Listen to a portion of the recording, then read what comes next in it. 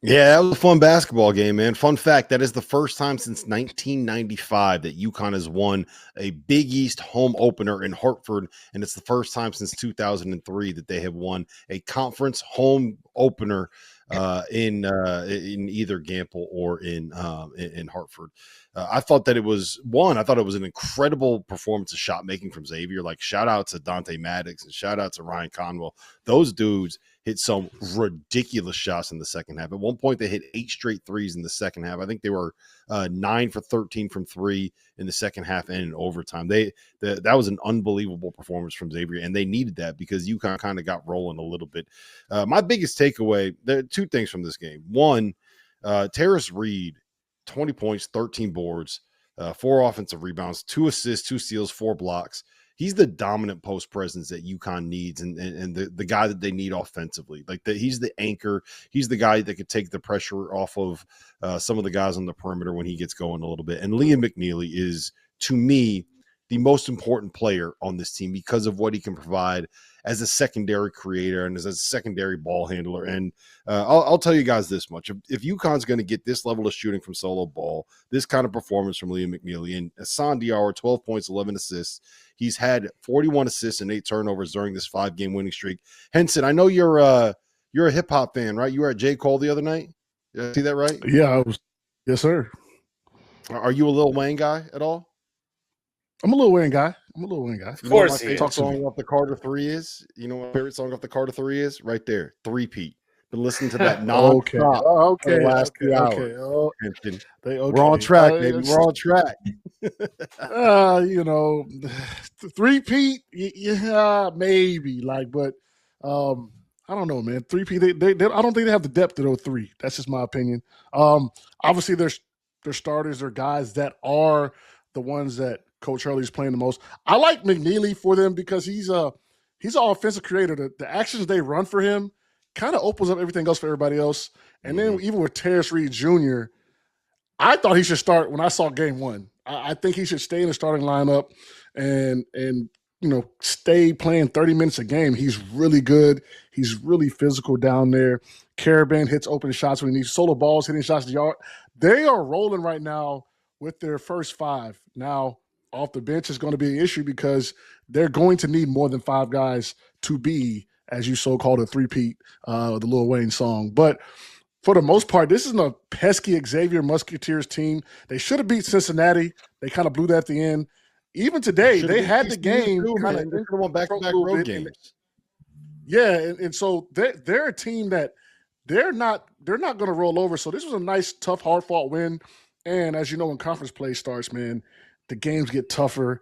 It was a nice to see them pull this close game out. I think this is going to help them as a team in the future. And they're hot. As we talk about UConn's win over Xavier, I mean, that's a team that was on that 3-game losing streak when they lost to Memphis and Colorado and Dayton back to back to back.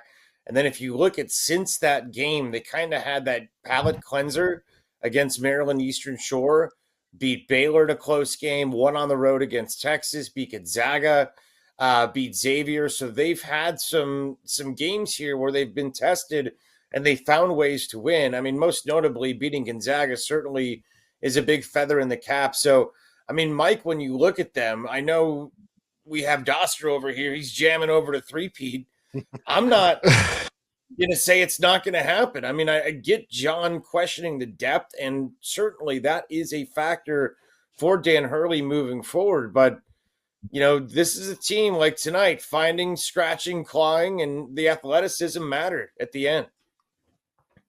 Yeah, I mean, one thing we can say for certain is it looks a hell of a lot different than it did 4 weeks ago in Maui. It just does. I mean, Rob, you and I were on here after those games talking about just the mental mistakes, the lack of attention to detail. And to me, I mean, we'll start with this game tonight, and then I'll branch out a little bit. But that second half was one of the better, collective offensive displays I think I've seen in a while. Just the shot making, like the heater that Maddox went on, the heater that Xavier went on collectively. And then you look down, you're like, oh wait, UConn shooting 70% in the second half. So their offensive ability to stay in games like that, despite a team going nuclear, is why, I won't go as far to say three-peat, but that's a team that can get to a Final Four. And so, when you look at the game tonight, like I love the fact there was no panic from them, that when Xavier went on their three-point barrage, UConn said, hey, we're not going to try to match them. We're going to stick to doing what we do best, better than anybody in the country. They finish at a higher rate than anybody in the country inside the arc. And it's from their ball movement. It's from their player movement. And I thought Taurus Reed was terrific tonight, finishing around the rim. When they get Liam McNeely going downhill.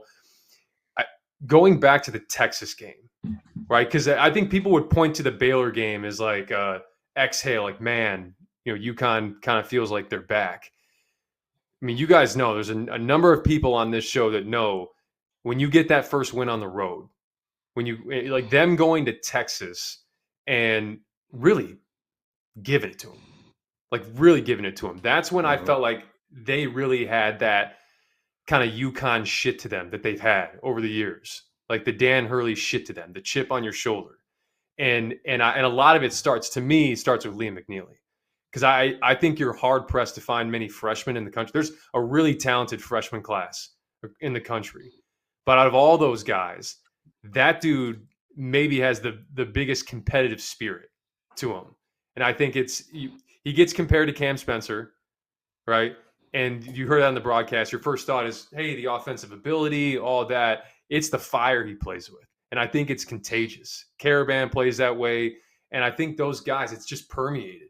And the more he's gotten involved, the better things are. And we saw when he was out of the game tonight, from the 6.5 minute stretch to the 1.5 minute stretch in the second half, like it looks different. In the first half, it looked different when he's not out there.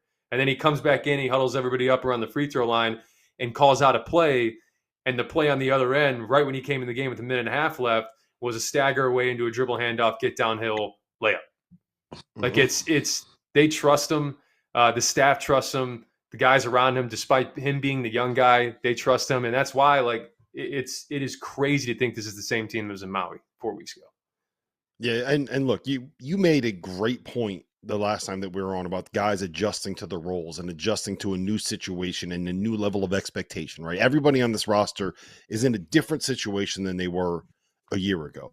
And I think that those guys have all adjusted. But to me, it's Liam buying into this idea that he is the second creator on this roster. So much of what they do, you mentioned the dribble handoff, Henson, you mentioned the actions that they put Liam McNeely in.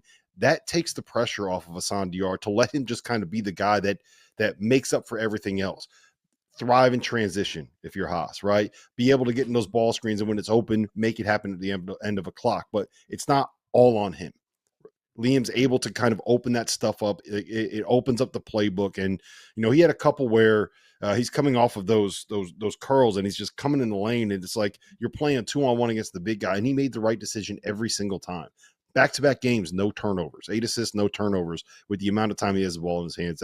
He did not look like a freshman, Henson. He did not look like a freshman at all to me.